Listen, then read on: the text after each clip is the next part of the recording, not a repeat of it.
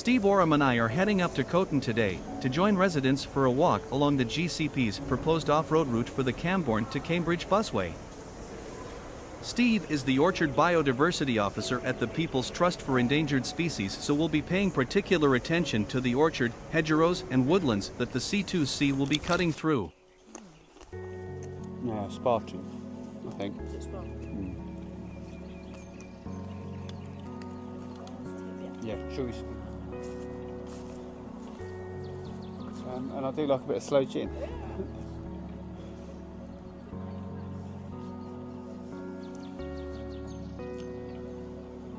Lovely slows. Lots of them.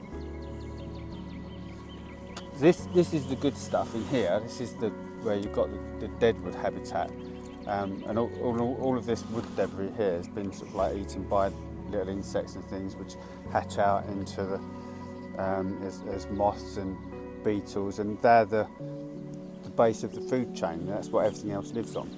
And when you've got trees that are reaching this age, like about 40 years old as these plums are, this becomes essentially an irreplaceable habitat. You can't compensate for this because you'd have to have planted it 40, 50 years ago.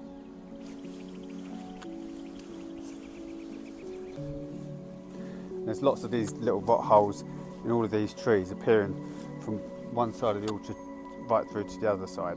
So, to compensate for that is practically impossible. Do mature very quickly, which means that they start to develop this internal deadwood dry standing habitat quite early on, 40 years,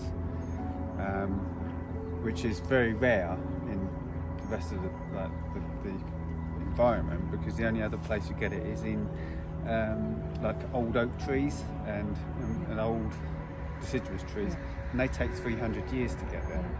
So in orchards you've got this very quick, very good habitat. Thanks for an informative day, Steve.